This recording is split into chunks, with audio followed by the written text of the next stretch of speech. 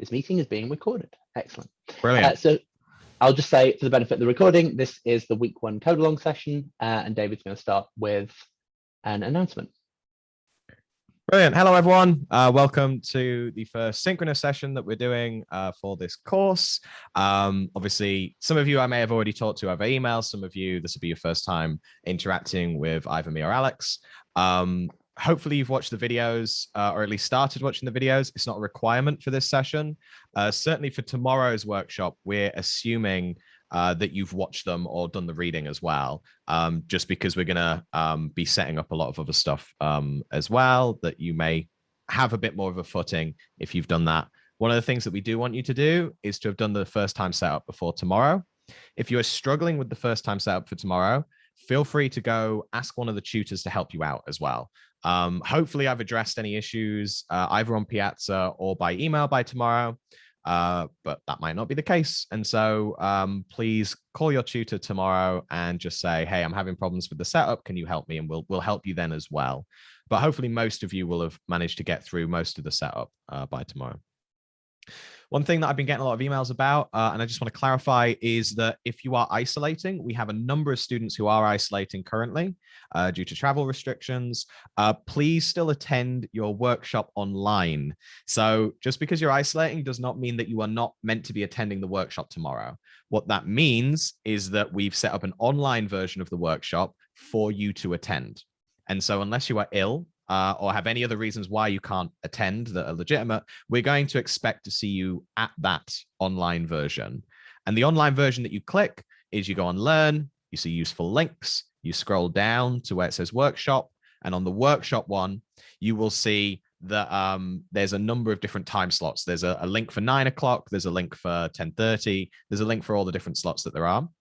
And so you just click on the link that's associated with your timetable. So the one that you have in your timetable is the one that you would attend if you're in person. So hopefully that's clear about what we're going to do. Alex, if you can just kind of keep an eye on the chat as I'm talking and say any questions. Yep, will do. No, there was a question about workshop. If you're working for a workshop time change, is there anyone you can email to make that quicker? I don't think so. If you've submitted it through, there's a link on the IDS Ed website for the form. There's a sort of on the IDSL website on the workshops page, it shows you a screenshot of what you can click on Learn to request a time change. That's going to be the quickest way. I don't think there's any way that's quicker than that. Of course, secretaries who are doing that have an awful lot of admin to get through at this time of year, so it might be quite. Oh, last Sunday. Okay, that's Alex, slow. Can I just jump in here, Alex? Yeah. I'm going to send a message later today to timetabling and the course secretary with all of the names of the people who have yet to been allocated. If you want to email me to get yourself added to that list, please do. But it's just something to mention that me and Alex don't do that, and we would like that to get sorted. But unfortunately, it's a central team that's kind of centralized in the university that we need to talk to and we need to communicate with.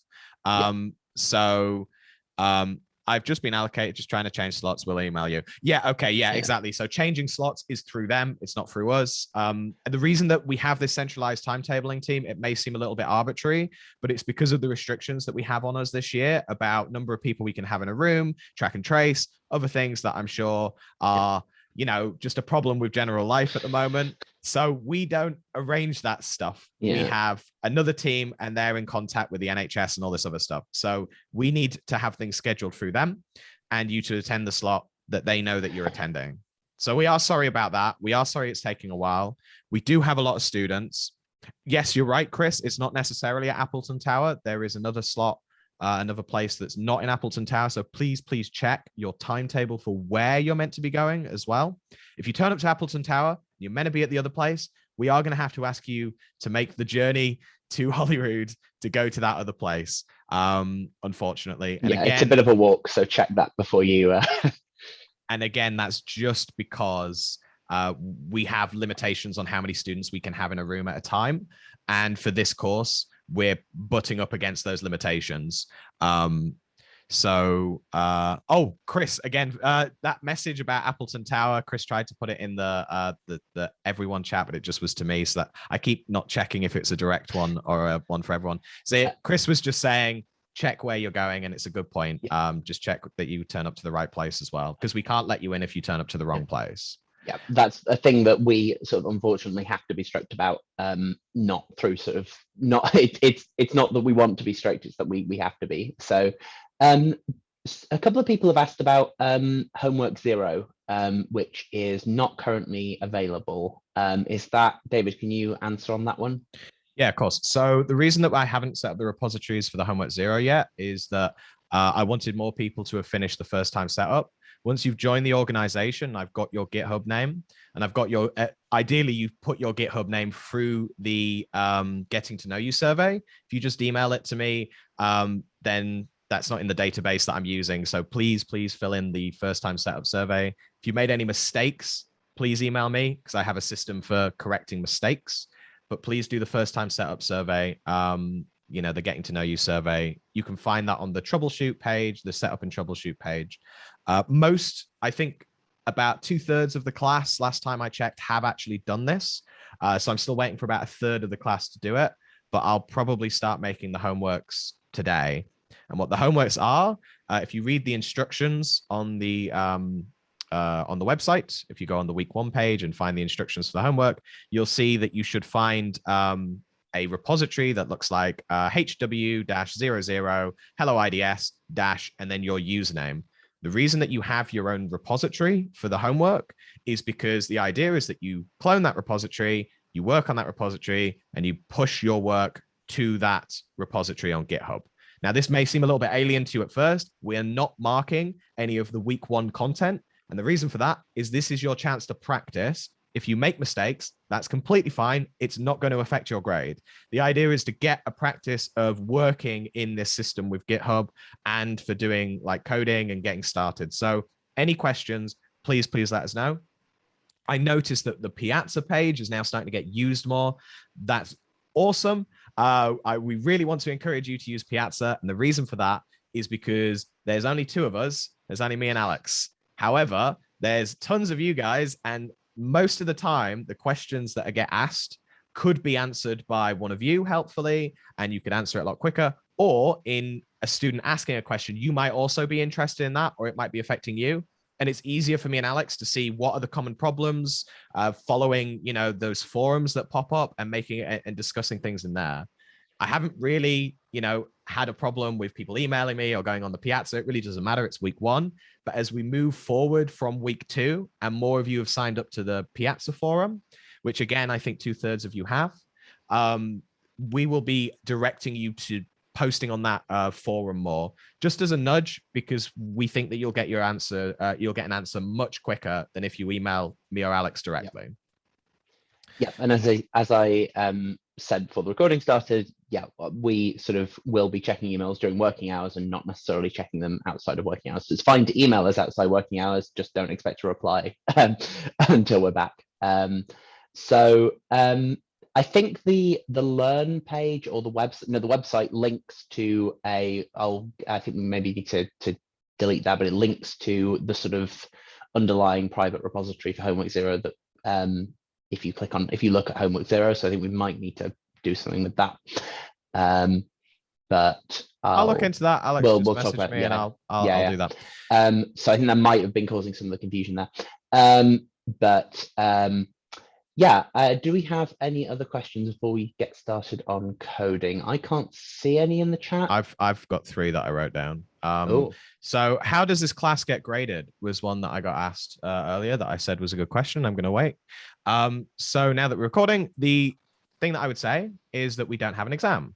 But the price you pay for not having an exam is that we get started pretty quickly, because we do need to have a lot of assessed content that's part of this course. So all of the assessments for this course are going to be either done through the homeworks, the labs, the quizzes, and the group project at the end. So they're the 4 components that are assessed. You can look on the website and you can see, under the assess page that I set up, the assess tab, you can see what are the assessed components. That's just under assessments for the course. So that's how we're doing it. So we're not going to have an exam at the end of this course.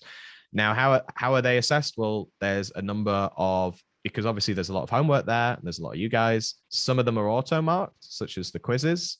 The labs are auto marked to a degree. The homeworks are individually marked by myself, Alex, and our tutor team that you'll meet tomorrow as well.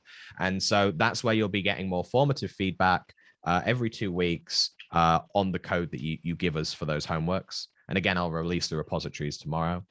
So that's how we set things up. And again, for the projects, there's a number of components for the projects. I don't want to get into the projects now because I don't want to overwhelm you with all the new stuff.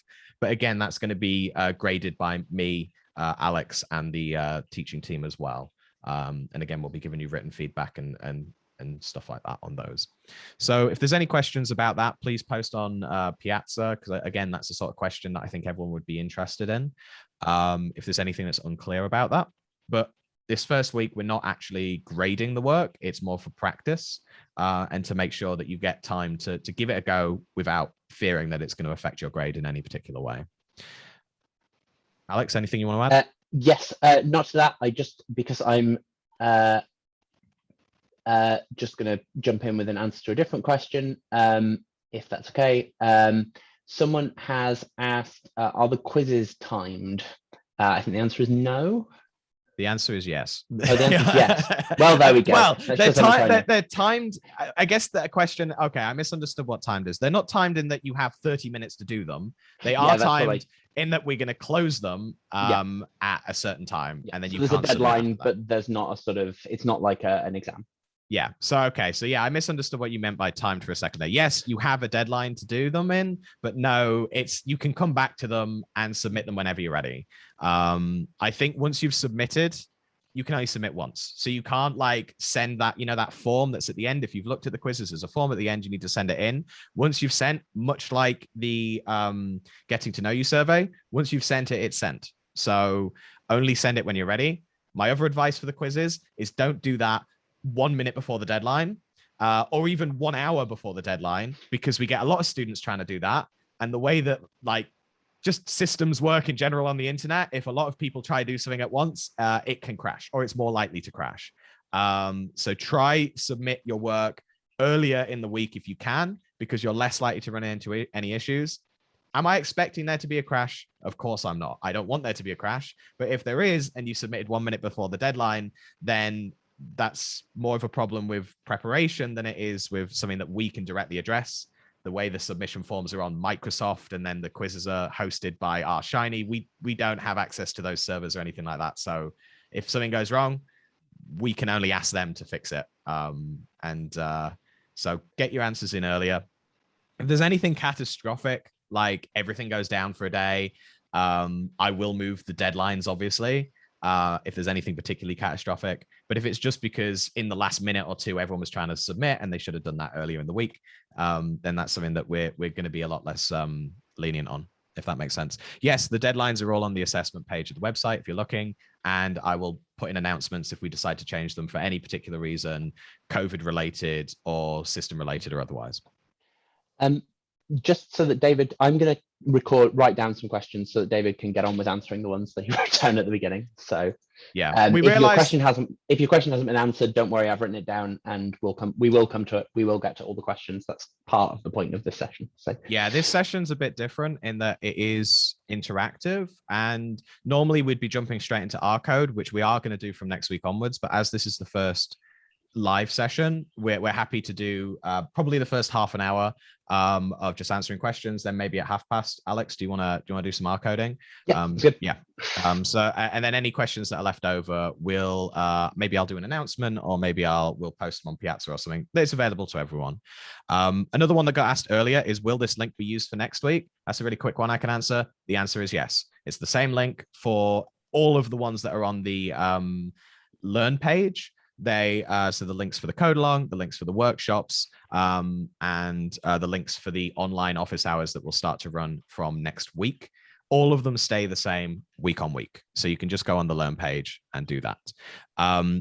Code for the GitHub organization. I'm not really sure what you mean by the code for a GitHub organization. You will get an invite via email once you have filled in your getting to know you form. I should have probably been a little bit clearer in that form, that link that email needs to be triggered by me. So it doesn't automatically happen. What I do is I check that all the information there is correct. There's sometimes where people put in the wrong information by accident. That's perfectly fine. Accidents happen. But then I trigger the links to send out. Everything is running on R in this course. Like the website's on R. The way that I manage the course is on R. So I write scripts to send those emails out to you and all that. But it does require a little bit of intervention from me to just tidy the data up, which you'll learn how to do later on in the course as well. They're all the ones that I noted down. Alex, is there any other ones that you want to? Yeah, I've got a couple more here. Yeah. So what are student hours? Someone asked. Do you mean office hours? Is that the student hours is a Student hours is holdover separate thing. as a term from what Mina used last year to mean Yeah. office hours. Right, okay. And the reason that we're using the term student hours is to kind of show that they are student led. So it's just another way of saying office hours. The aim of it is that you guys have the opportunity to come and ask questions, much like we're doing now with me and Alex. These can be in person. There's going to be an in-person on Wednesdays and an online one on Tuesdays. The hope is that that's going to kind of replace what we're doing at the moment. And we can then use this session to focus more on kind of like a lecture and coding style. But yeah, that's what those sessions are. We'll make an announcement Monday if we've changed the default times. I know there was a bit of confusion with timetable this week. I did ask them to not have the office hours on there this week. But, you know, they stayed on. And unfortunately, I couldn't get them removed. So next week, they will be starting. I'll make an announcement. If we change the office hours, we do get a lot of students from a lot of different schools. It means it's impossible to satisfy everyone with times, but we are trying to be flexible with those times. So that is why I've asked you what time would work for your time schedule. And then we'll just pick the one that's chosen by the majority of students, be that the default or different. Alex, was there any questions while I was talking on that? Yeah. We've also had, are the student hours compulsory? No. No. So yeah, they are. I don't think, I mean, it would probably be unlikely that you'd even want to come to more than one in a week, I would imagine. There's nothing stopping you. But yeah, you also wouldn't have to go to either if you didn't have any questions and didn't want to attend. They're more a sort of service for you rather than a sort of compulsory part of the course. Someone asked how the quiz is graded. The one this week lets you try again with questions if you get it wrong. If you get it correct subsequently, is it then marked correct or is it like half correct? It's marked correct. This week, we do allow you to try again from next week onwards. I'm not sure if you can, but you know, we'll look into that again. But I'm pretty sure this week we're being a lot more lenient on you being able to actually find what the right answers are. The quizzes are the easiest component of this course, so I really recommend doing them and getting them done early because they're like easy marks for you to get. Sometimes they're not easy. Sometimes they require you to run code and stuff. But yeah, they're a little bit easier than some of the labs and the homeworks and the projects that were coming up as well. Where will the in-person student hours take place? Sorry, I've just answered the wrong question because I misread that as when. Yes, where will they take place? Yeah. They'll take place on Learn, well, from a link on Learn on Zoom. So you can go on Learn and you can find the link on Zoom. That's to the Tuesday ones. That's the online session. In person, me and Alex share an office. Now, at the moment, we're going to host them in our office. If too many people turn up, there's a room down the corridor that I'm going to use. If too many people turn up for that, I'm going to have to go to timetabling and try arrange something else. So it really depends on it. Most courses are doing the same sort of thing in that we're just going to see what the turnout is first and then make a decision of if we have to move the room then, because room booking, as I'm sure you've noticed with timetabling, can be a little slow. So it's just easier for me to say, let's come to my office. If there's too many people, then we move to a room down the road. And if there's too many people, then I'll find another room. I'll get that corrected in your timetable and I'll make an announcement too. Where is my office? It's on the website. So you can see it on the people's page. If you type or if you go on the website and you go into people, also on the Learn page, I think I put it by the links as well there. And if you go on course components and student hours, I think I've written it down on there too, but if I haven't, then I will put it there too. So there's 3 different places that you can find that information. And again, once I announce them, yeah, it's on the student hours page as well. Once I announce them, I'll again put it in that announcement as well of saying, this is where the office is. It's in JCMB. It's on floor 2 and it's hidden away down a corridor. So leave yourself a Hidden little bit of away, time to yeah. find it. What day does the weekly quiz get made public normally? It's a little bit later this week, I think. Is that Yeah, so correct? normally it'll be made available on Monday, so you have a whole week to do it. That will happen for next Monday. There's still an issue with licensing, but the licensing, again, are one of those fun situations where it's not me who gets to decide how that happens. It's something that I'm talking to a team at the university to make sure that the license is in place. It shouldn't affect this week's or next week's. If it does, again, message me, and then I will contact the licensing team to kind of hopefully hurry them up a little bit. But that should be fine. So check on Monday. You'll see the second one on Monday. I think we might have got through all the questions, which is any we've got, we were going to give another 5 minutes for questions. So if anyone has any quick questions for now. Oh, nobody. Well, you can feel free to put questions on either Piazza or email us. You'd want to email us, especially if, do you get personal tutors? The questions are coming in. Do we get personal tutors? Yes, but that's not, so you don't have a personal tutor for each course, you have a personal tutor. That's not something that any particular course sorts out. If you haven't got a personal tutor, email, I'll put the email address in the chat. It will be student support, I think, at ed.ac.uk. Send them an email because you should have a personal tutor and should have met with your personal tutor at this point. But yeah, you don't get a personal tutor specifically for this course. You just have one. You do maybe on some other of your intro courses. I'm Okay. sorry to add this. So for intro to linear algebra or some other courses, you'll be assigned a tutor that is for your group. Maybe that's what you meant by personal tutor. So Alex is not wrong. You don't do personal tutors are someone that's away from courses. They're someone that generally helps you.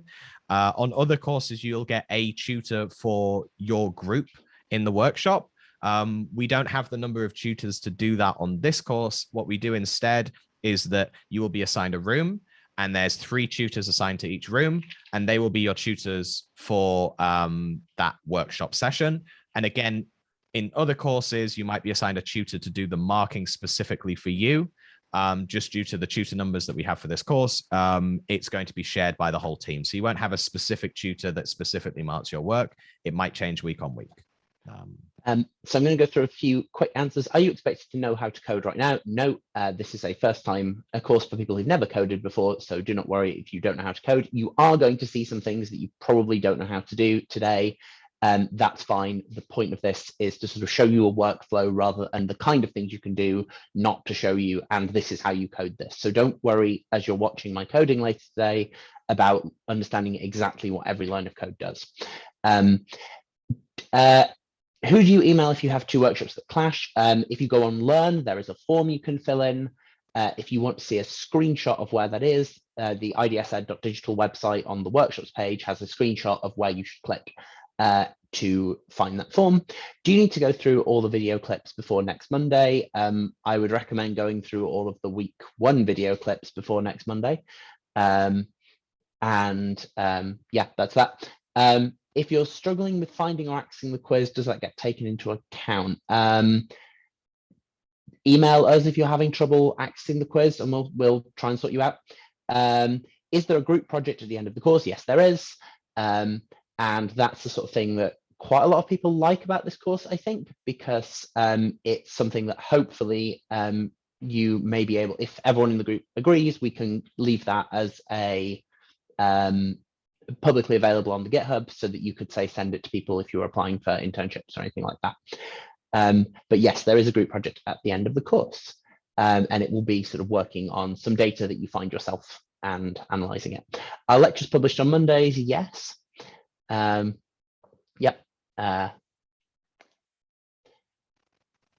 We are just to add, yeah, before we get going, we'll stop taking general course questions, but because we'll move on with R. But if you have any other questions, please let us know. Again, you're probably going to get an answer quicker on Piazza than you are via email. I know I've still got about another 20 or 30 to get through this morning. So post on Piazza if you got the questions, give us an email. Otherwise, if it's something that needs sorting out, like you can't access quizzes or you can't access R or you can't access GitHub, that is something that I'm working through. And if you want information on when things are released, if you go on the website and you go on components, the first thing shows you when we release each bit of the course. So that answers that. As a bit of a guide, if you're emailing us, generally, David will be the person to email about sort of admin things. I will be the person to email about kind of content questions as a rough breakdown. If you're not sure, you can always send it to both of us and one of us will reply. Oh, is this course appropriate for those who have already taken an introductory data analysis course in R? You might find some aspects of it easy. But I'd done, in fact, I taught introductory data analysis courses in R before I did this, and there was some course material that I didn't know before I prepared this. So hopefully you'll still find something interesting in here. There's some stuff on like web scraping that you may not have seen before. Specifically data analysis psychology in R. I don't know the content of that course. If you send us an email, we can have a chat about it. Okay, let's get on with some coding, shall we? So David, I'm going to ask you to monitor the chat if that's possible, and just let me know if any questions come up or any answers if I ask any questions. So I'm going to show you the repository so I need to share my screen. Let me just rearrange some windows. So there we go. Share screen, and let's share that screen. There we go. Okay, so hopefully you can see that. And that is, yes,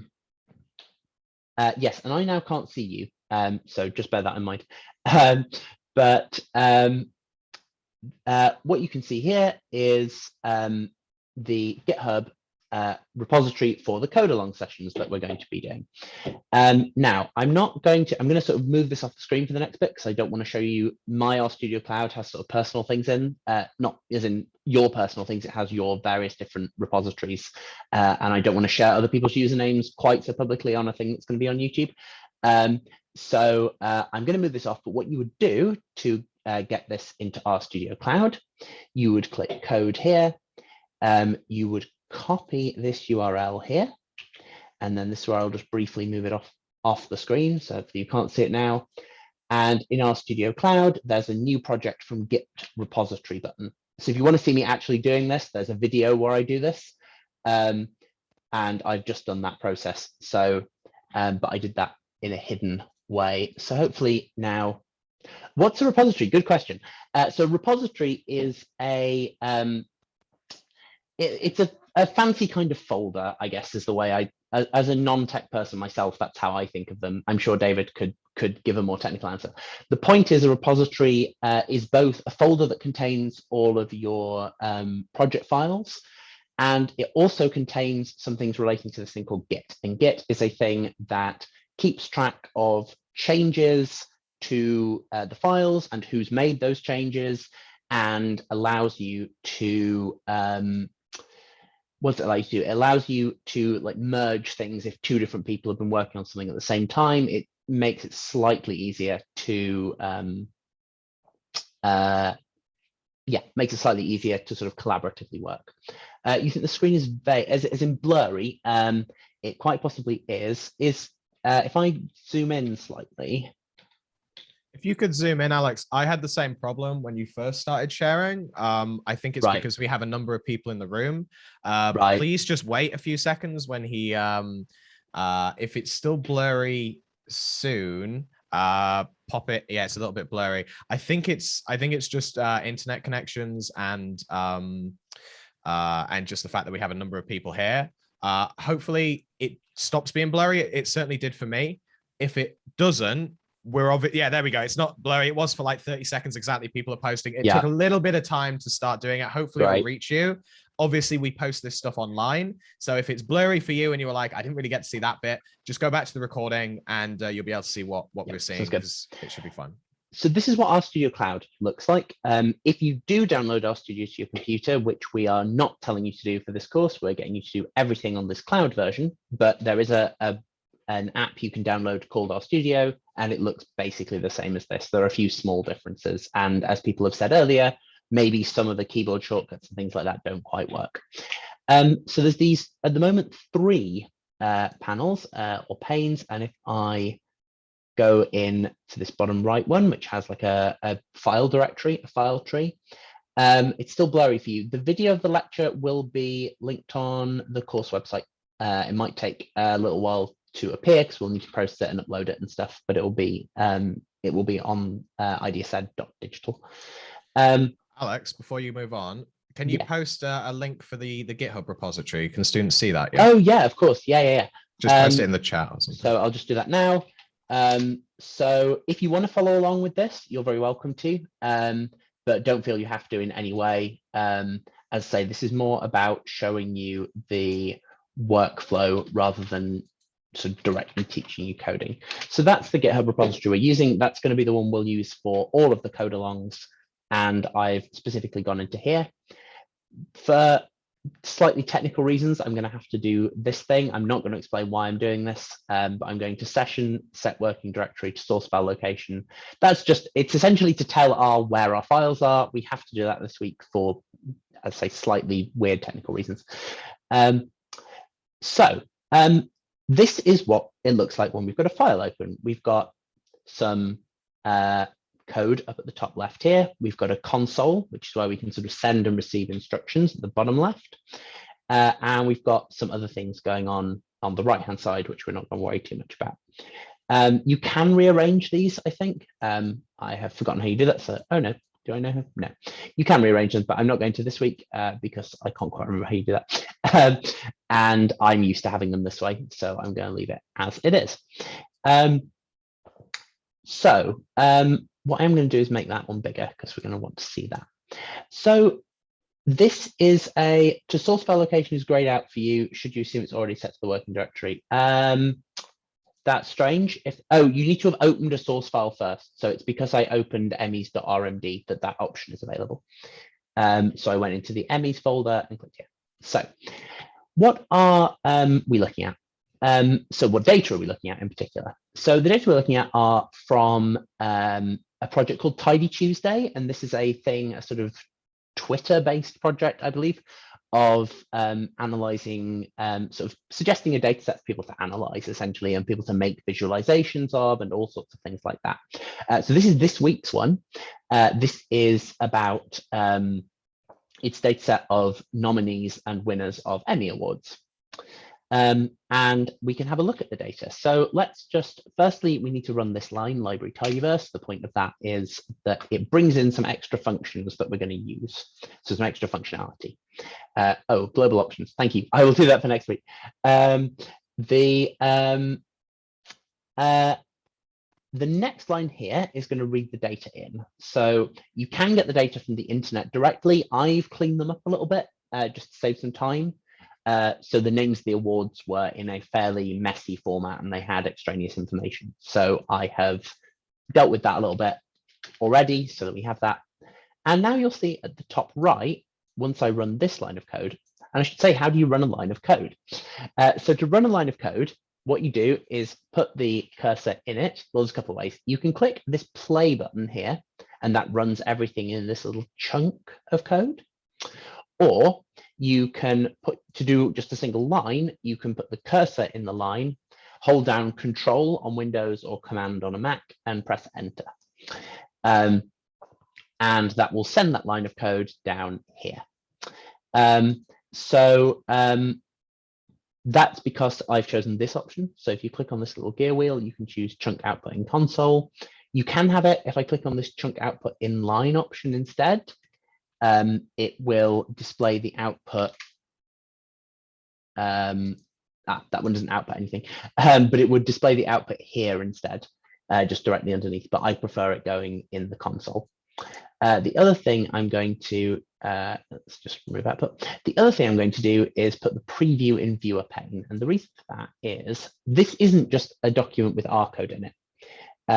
This is a special document. I'll answer that question in a sec. This is a special kind of document called an R Markdown document. And if we click on this knit button here, what happens is this switches to that tab, and then this pops up in the viewer pane. And what you can see is there's some nice readable text and also the code, and they're together. And nicely written so that you can read them. And all of this junk here with the links and so on has become nice hyperlinks. So this is something called R Markdown, and it's what we're going to be using all the way through the course to do both the data analysis and the sort of discussion of that. So your projects are going to be submitted in the form of various R Markdown documents. One thing that RStudio provides you is sort of the integration of R Markdown and R, and maybe looking at plots and all this kind of stuff in sort of one nice, easy package. The question I was asked was, where do you paste the GitHub link in RStudio Cloud? That was the bit I skipped over because of the inability I had to hide certain things that I couldn't share publicly. But yeah, David has answered. So yeah, you click on new project from Git repository and paste the link in there. So let's have a look at the data. So that's going to be the most interesting thing. So if I click on the data here in this environment tab, it pops up here. And because my font size is large, this isn't going to fit very well, but you'll see there's categories like outstanding character, voiceover performance. There's a logo, not really sure what that is. There's a column for production. I'll let David answer that question in the chat if that's okay. There's a type, so whether it was the nominee or the winner. There's a title of the show. There's the distributors, that's things like HBO, Netflix, Disney Plus, and so on. There's the formal producer credit. That's probably going to be hard to analyze because this is lots of rather horrible technical legal names of organizations. There's the year. And then this is some data about where we scraped it from. So it's saying that the data in particular have come from the Emmys website on page 0 and page ID 1. So what could we do with this? Any suggestions for what we could do with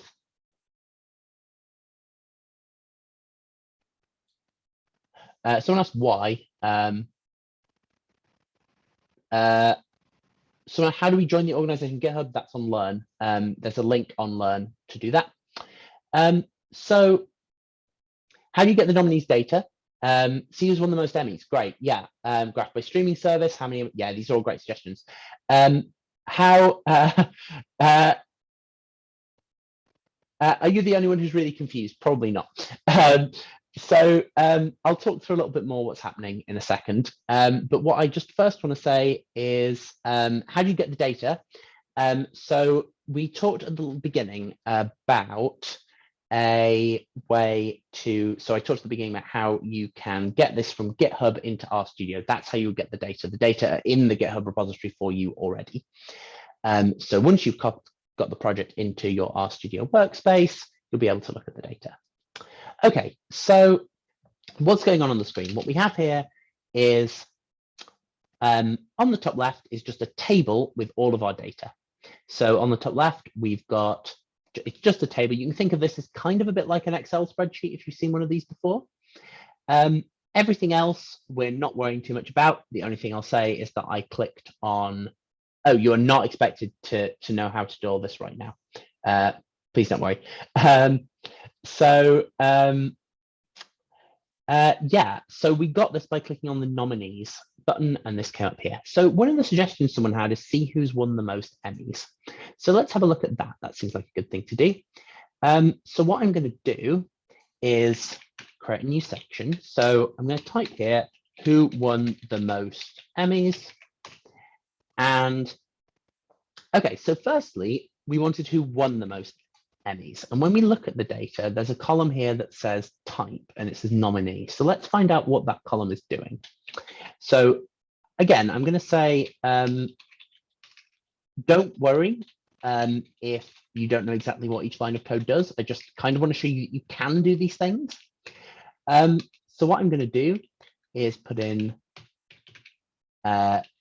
name of our data frame. So we've got our data frame called nominees. And what I want to know is what are the different options. I wanted to count how many things there are of each type in that type column.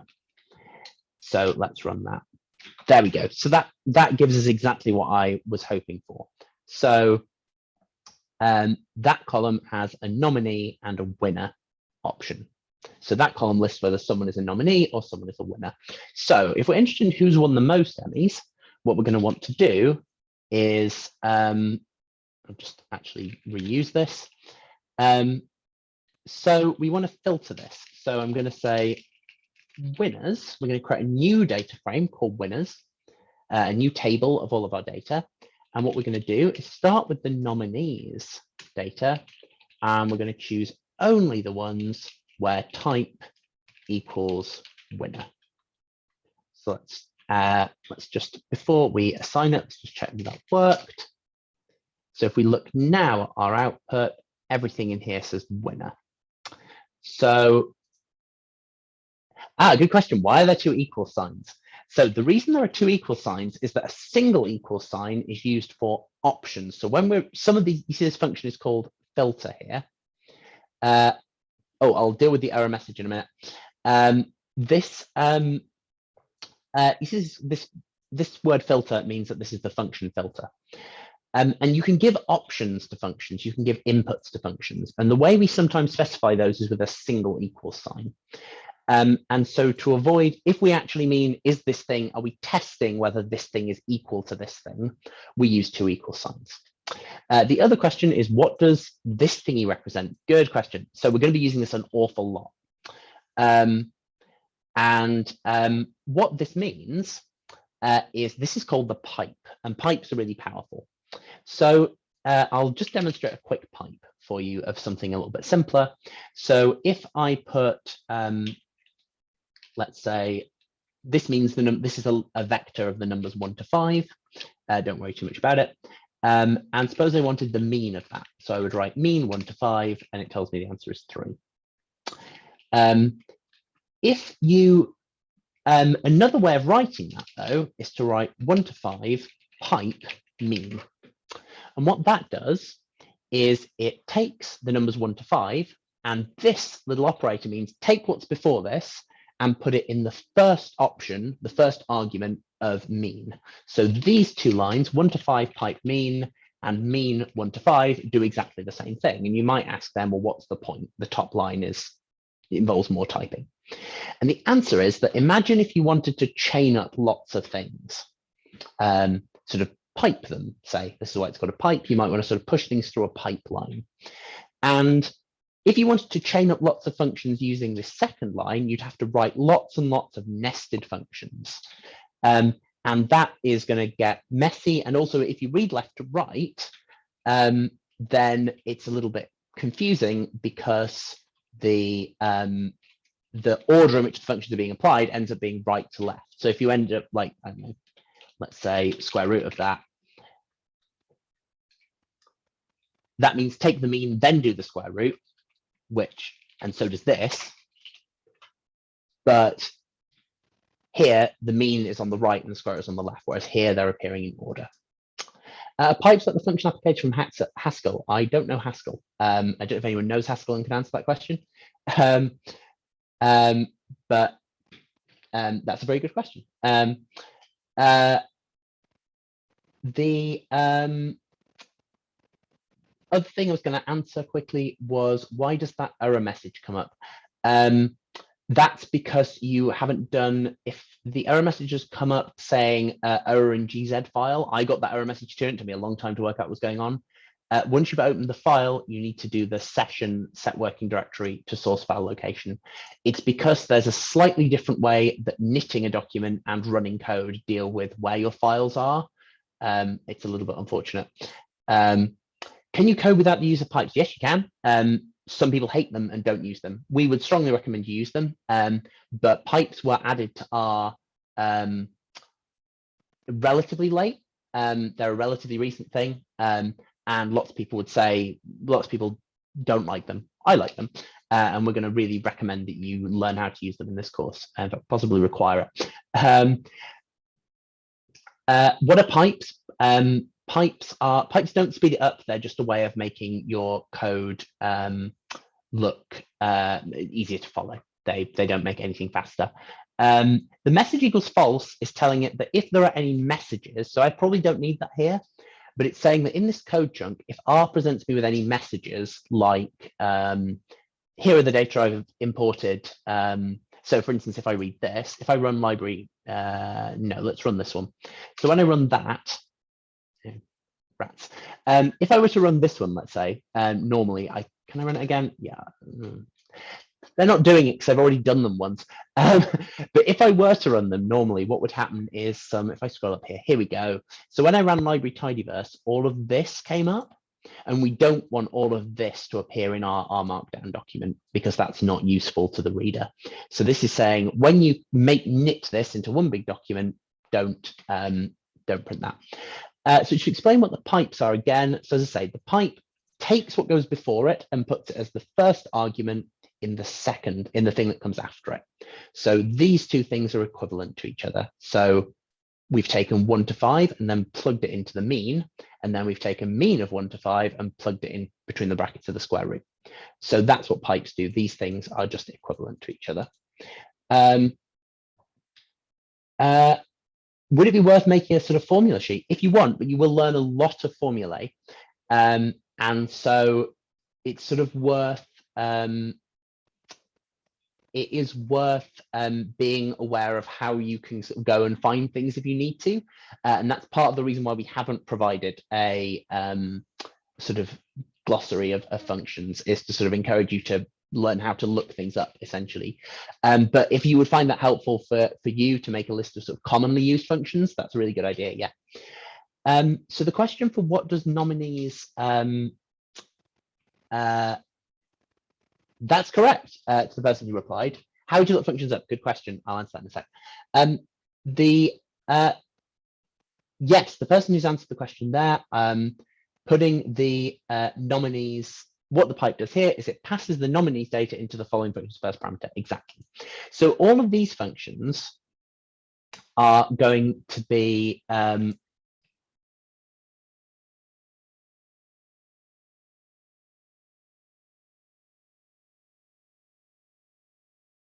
Have we lost Alex? Has anyone else got Alex frozen? I can't hear him. Yeah, no, we've lost Alex. Okay, right. I'm gonna have to ad lib then. Let's go over some questions while we're waiting for Alex to come back. How would we look functions up? So over this course, we're going to be introducing a number of functions, both in the workshops, in these videos, and obviously in these sessions as well. Worry about these sessions less. As you can see, we do a lot of stuff. It's just a really an opportunity to do a back and forth. Once you've kind of learned a function, and you'll probably not remember how a function works, what you can do in your console or even in your code is to put a question mark and then to write out the function. And then R will pop up a little help guide of exactly how to use that function.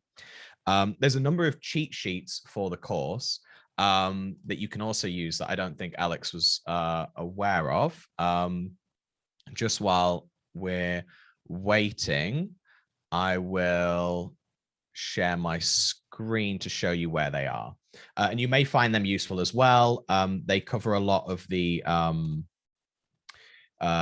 functions that we're going to be using in this course. Okay, because I wasn't prepared to share my screen. Is everyone happy? Can they see it? I'm waving my thing around. Yeah, we can see it. Grand. So in the setup, in the resources tab on the website, you can find a link to the books, you can find a link to the tools that we're going to be using, but also down here is cheat sheets as well. And so these are cheat sheets that will help you with a number of the functions that we're going to use. As we say, you know, we're not going to provide a massive list of functions for the course, because part of the course is to, you know, find errors, try find solutions, use Google and use other tools, and then also use the course forums to ask us as well. If you want to make your own cheat sheet, you want to make your own sheet, then that's a really good way of kind of learning the tools. If we just give it to you, then you'll have less practice. on the course. Now I can see that we've got a lot of questions coming in, so let's just scroll back. Happy to collaborate on a formula sheet. Joe, I think that's great. Yeah, if you guys want to make a formula sheet together, then that's great. We just want to make sure that it's student directed rather than something that we just give you. But obviously the cheat sheets there are made by the people who design the packages, so they're pretty complete as well. I'll stop sharing my screen. How much of a focus? Oh, it moves it down when new things come in. How much is a focus of, and then my thing moved. F for Alex. Yeah. How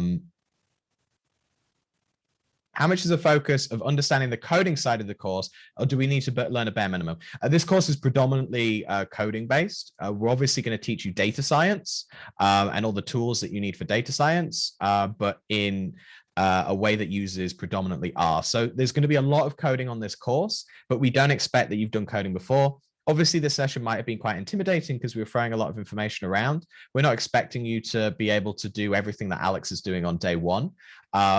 We're just expecting that this is a good time for you to ask questions like, what is that he's using? What is that warning? How do you fix that warning? That's what these sessions are about. And then you go and you practice on some of the interactive elements of the course. Let's move down. Why does it say you can't find the function and then the pipe? So that's the percentage sign. And then I always used to cry like the crocodile symbol and then the other percentage sign. That's probably because you haven't loaded the package. If you remember at the start of the session, Alex did library tidyverse. So library and then in brackets tidyverse. And that loads the function of the pipe. And that loads a number of functions. So that's why you need to run the library call first. A load of F's for Alex as I'm moving my way down. Are these things the general knowledge of the course this semester or just the teaching content for this week? A lot of this stuff we're covering later on in the course as well. So we'll get to pipes, we'll get to data manipulation. Alex did a lot of that before we started, but these sessions are going to sometimes touch upon things that we're going to spend more time on next week. And sometimes they're going to touch upon things that you've learned in the week. Obviously, this is week one. We don't expect you to know all of this to start with. So you'll get more practice as the weeks go on. And so, Pitro, when you said that I don't understand what's written in the code, that's fine. This is just an opportunity for you to ask questions while he's coding to be able to kind of get a sense of, I don't know what that is and I don't know what that is. We're not expecting you to know what, every single line of code that Alex is doing in these sessions from week one. Would I like, oh, yeah, that's just about collaborating. Would the use of pipes make code more reproducible or readable? Yes. So the reason that we encourage the use of pipes on this course is because there is a focus on developing reproducible and readable content that other people can then use moving forward. And the tidyverse specifically was designed for reproducibility in mind. And so you can use these pipes to make sure that your code is nicely spaced.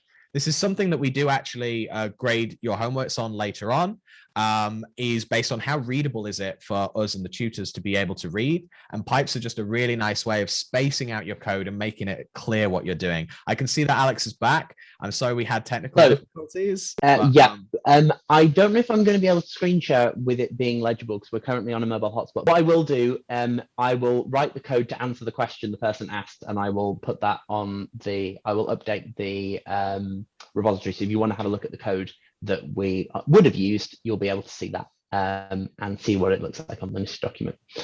I'm really sorry about this.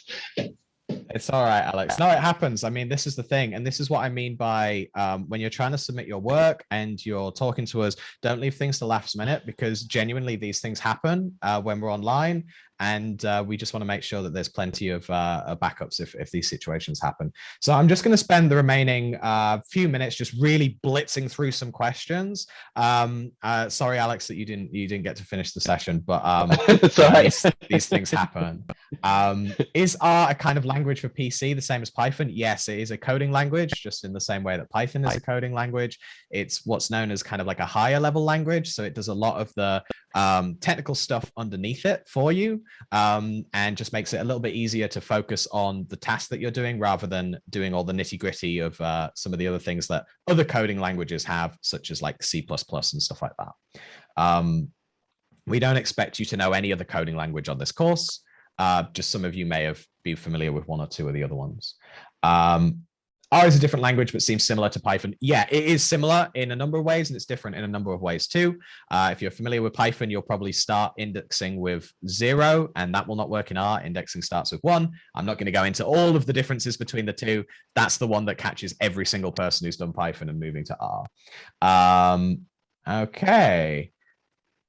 Joe has become incredibly popular for offering to do a sheet for this. That's great. Where can find the stuff we need to read for the week? That's on the website on the week 1 page. So if you go on IDS ed.digital, you click on the week 1, scroll down to reading. All your reading has links there. It's all free. You don't need to log into your library or anything. We're using texts that are available on the internet. Just in the way that R is an open source language, the textbooks that we use on this course are also open source.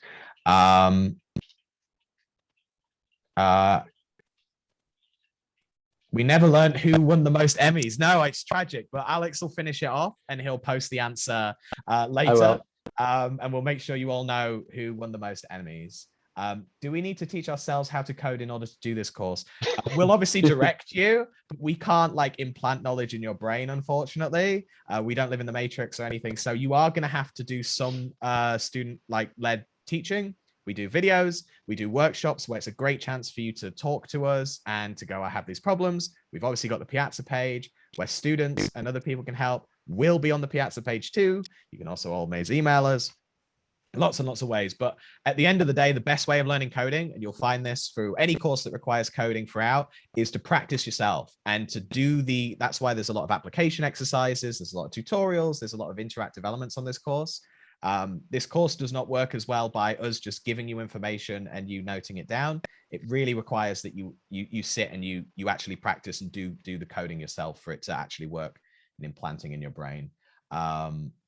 Do we need to install Tidyverse? Was a question I got directly.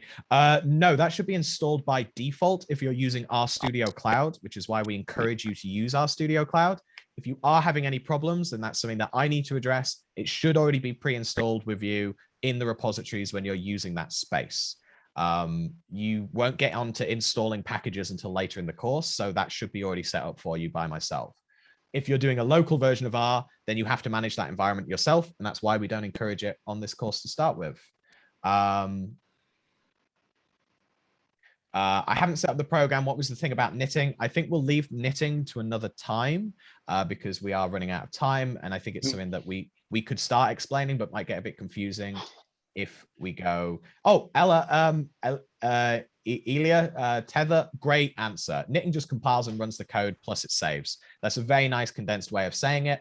It's something that you should be doing regularly for this course because, again, for the reproducible document that we're looking for on this course is what happens after it's knit. And so keep practicing using the knit and it will compile, it will run, and then it will save your code. Where can we find the recording of this lecture? It's going to be on the web page, as most of the content for this course is. It's just going to be on the week 1 page, IDS ed.digital website. We've got some Discord links. Everything is on learn or idsed.digital. Thank you, Chris. The knit button is the top left. Thank you for that. Which part of our code do we write library tidyverse? That's a good question. You typically write that towards the top because you obviously want to load all your libraries in first, and then you do the code later on that uses the functions from that library. And so you'll have seen in Alex's code that he used library tidyverse right at the top in a code chunk right at the top so that he could use all the stuff that came out of that later. If you can't do the getting to know you survey, email me. I'll look into that.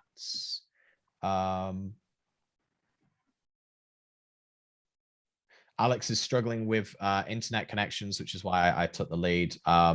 Yeah, sorry that happened, but hopefully we were able to kind of salvage this session. That's why both of us are here, just to back each other up. What is Tidyverse? That's a good question. And then I'll answer the question of the organization and where to get the survey. And then any other questions, because we've ran over time, please put on the Piazza or please email me. So what is Tidyverse? Tidyverse is a collection of libraries and packages, and those packages and libraries all have a load of functions that other people have already wrote for you. So these are things that you can tell the computer to do, and other people have written our code in order to create them. So we saw that function before that we were calling the pipe, that was something that someone else has written code in order to do. And when we get on to visualization next week, you'll see that other people have designed code that helps us visualize, make bar plots, make line plots, stuff like that. These are all functions that are inside of packages. If you're confused what I mean by functions and packages, all of this will become clearer as we go throughout the rest of the course. So the Tidyverse is just a collection of packages, and in packages are a collection of functions. How do we join the organization in GitHub? I think Alex said it was on Learn. It's actually an email I'm going to send you. And if the email doesn't work, if you don't get an email, contact me. There's another instruction that I can say for you to follow as well, but you should get an email about that. I need to manually do it. I think I mentioned at the start. So if you haven't got one straight away, but you only filled in the form an hour or two ago or this morning, I haven't sent out today's batch of invites yet, so I will do that. Where's the Getting to Know Me survey? If you go on the Setup and Troubleshooting tab, which is linked on the week 1 page as well, you'll find at the very top, there's, if you have just started this course, then please follow the first time setup instructions. It's in there when you're setting things up. Okay, hopefully I can answer any other questions via Piazza or email. And again, like some of the questions like, what is the pipeline? My timetable, right? So what is the pipeline? Great one for Piazza. Timetable, great one for me, because I'll just collect them and send them to the timetabling team. I filled the form in yesterday. I haven't received the mail. Well, it depends on what time you filled it in. If you filled it in after, I think 4 o'clock, I was teaching at that time, so I haven't sent the emails out there. And this morning I was preparing for other stuff. So if you just wait on a little bit after I've uploaded the recording of this session, I'll send out the email links for you. If you haven't got the email, then there's a way that you can find it on GitHub, but I won't do the instructions now because it might confuse some of you. The way that it should just be is it should just email. But if it doesn't, and it doesn't in very, very few cases, which is why I don't want to say the instructions I had to do it, because it's a little more complicated, and most of you will just get an email and it should just work. Great, right, well, thank you for that. Thank you for everyone for being patient with some of the internet connectivity issues. I hope you enjoyed it. I know we didn't get to do too much R, but we were kind of expecting that for this session. We were kind of expecting to spend a lot of time just answering questions.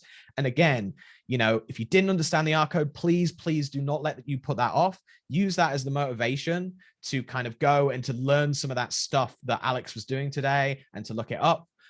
Or ask questions on Piazza or ask questions to us. That's what we're here for. The best thing that you can do is to practice, and you will pick it up. It's a skill that it just really needs you to just kind of really get into it and to make mistakes and to make errors, get warnings, get errors, and just figure out how to solve them. Thank you everyone for attending. Please feel free to start leaving the thing. I will post the recording of this on the website as soon as it's saved and I have it. Looking forward to the course. Thank you so much, everyone. Thank you for coming. I hope you enjoyed it. Thank you. See you all tomorrow. If for the workshop. Thank you. Looking forward to seeing you all in the workshop for another chance to just practice. Thank you so much. Thanks, everyone. Thank you for your messages. Brilliant. I'll just stay behind a little bit longer. Thank you. I'll end the recording as well.